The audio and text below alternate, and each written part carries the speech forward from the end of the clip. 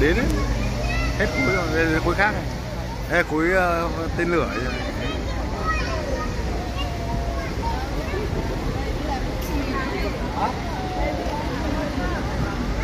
Vũ Trì qua rồi, bảo Vũ Trì tên lửa ấy.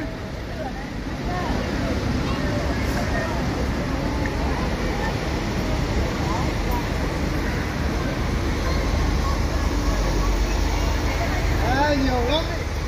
Nhanh lên pin đâu? Tên lửa kìa.